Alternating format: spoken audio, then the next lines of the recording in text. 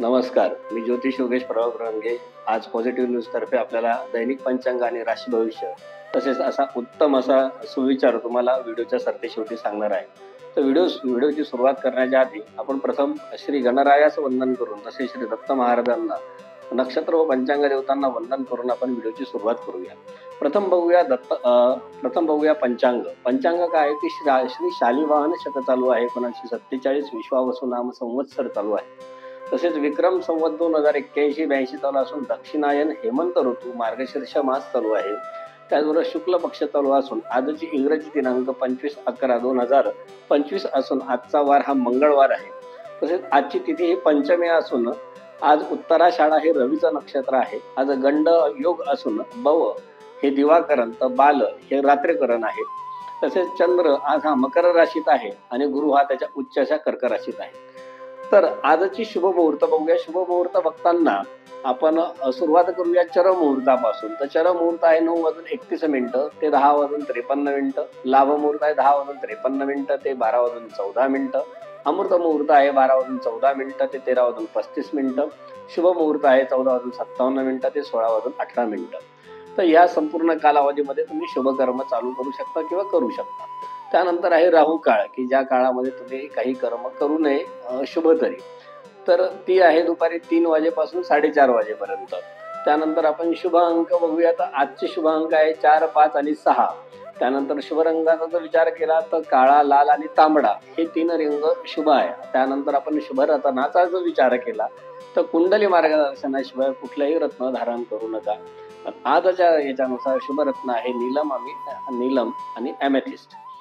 आज जन्माला आलेलं बाळ कसं असेल तर आज जन्माला आलेलं बाळ हे कष्टाळू, प्रामाणिक, सचोटीने काम करणारं.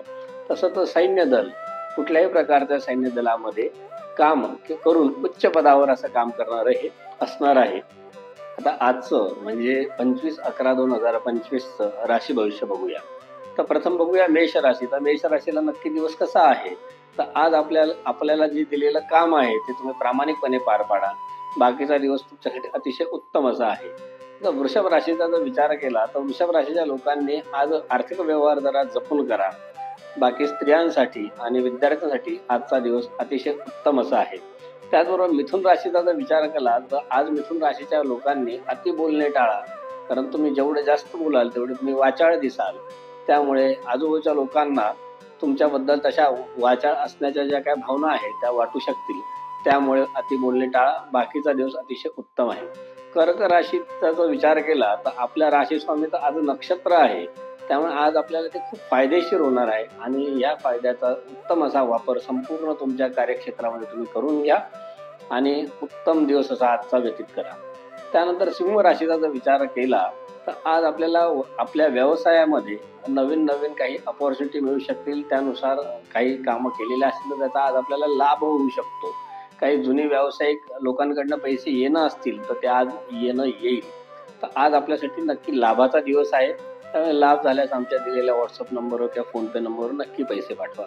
कन्या राशीचा जर विचार केला तर आज आपल्याला एक सुवर्ण दिन असा म्हणता येईल, कारण आपल्या वैवाहिक जीवनामध्ये आज एकदम आनंदमय असं वातावरण असणार आहे.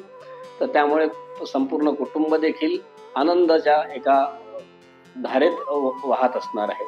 त्यानंतर तुळ राशीचा जर विचार केला तर तुळ राशीच्या व्यक्तींनी आज जास्त खरेदीचा मोह टाळावा, कारण उगाच पैशांचा अपव्यय करून ज्या वस्तू आपल्याकडे आहे त्या वस्तू वारंवार खरेदी करून हाती काहीही लागणार नाही आहे, तो पैसा निघून जाणार आहे.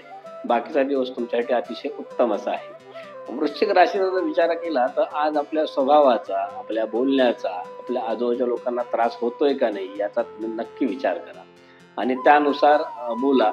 बाकीचा दिवस तुमच्यासाठी अतिशय उत्तम असा आहे.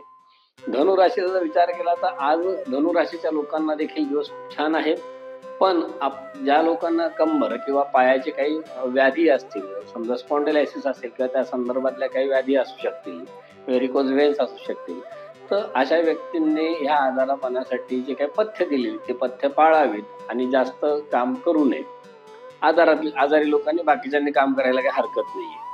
मकर राशीचा जर विचार केला तर आज तुम्ही कितीही कष्ट केलेत तरी त्याचं तुम्हाला रेकग्निशन भेटेलच, याची तुम्ही काही हे ठेवू नका की तुम्हाला ते रेकग्निशन मिळण्याची जी शक्यता आहे ती फार कमी आहे. कुंभ राशीचा जर विचार केला तर आज आपल्याला आपल्या भावंडांपासून थोडा त्रास संभवतो, त्यामुळे भावंडांशी थोडे वादविवाद टाळा.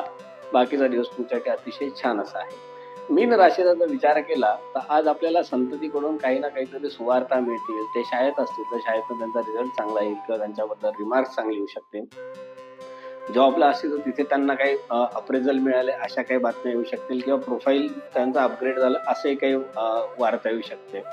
तर आज संतती काढून तुम्हाला काहीतरी सुवार्ता मिळू शकतील. बाकीचा तुमचा दिवस अतिशय उत्तम आणि छान आहे. जसं तुम्ही आज दैनिक पंचांग आणि दैनिक राशी भविष्य आज ऐकलंय, त्याच पद्धतीने जी तुमची वैचारिक शिदोरी जी मी तुम्हाला दररोज देतो, तर तो आजचा सुविचार आहे परमपूज्य श्री वामनराव पै यांचा. तर त्यांचं असं म्हणणं आहे की या जगात शहाणपण हे खरे अमृत होय. आपण दुसऱ्यांना जे सुख किंवा दुःख देतो ते आपल्याकडे बुमरँग होऊन न चुकता परत येतं. हा निसर्गाचा अटळ नियम आहे. त्यामुळे नीट लक्षात ठेवा, जीवन जगण्यात खरे शहाणपण आहे. तर ह्या गोष्टीचा जर आपण विचार केला तर तो काय की नक्की शहाणपण म्हणजे काय, की जे आपण लोकांसाठी जे म्हणतात की जे बी पेराल तेच उगवतं. तर तसंच दुसऱ्यांना आपण जे सुख किंवा दुःख देऊ तेच आपल्याकडे परत येणार आहे. जर तुम्ही लोकांना सुख द्याल, लोकांसाठी चांगल्या गोष्टी कराल, तर तुमच्यासाठी सुद्धा परमेश्वर काही ना काहीतरी चांगल्या गोष्टींचं नियोजन करतो. तर तुम्ही लोकांसाठी काही दुःखद घटना सुरुवात केली किंवा त्यांना काही त्रास दिला, त्यांना काही पद्धतीच्या अडचणी निर्माण केल्या, तर उद्या बुमरँग होऊन त्या तुमच्याकडेच परत येणार आहे. त्यामुळे शहाणपण याच्यातच आहे की आपण आपल्याकडनं जास्तीत जास्त लोकांना सुख द्यावं, कमीत कमी लोकांना दुःख द्यावं आणि जास्तीत जास्त आपलं आयुष्य आणि समोरच्याचं आयुष्य हे सुलभ आणि सुंदर जावं यासाठी प्रयत्न करावे. ही गोष्ट आपल्या हातात आहे.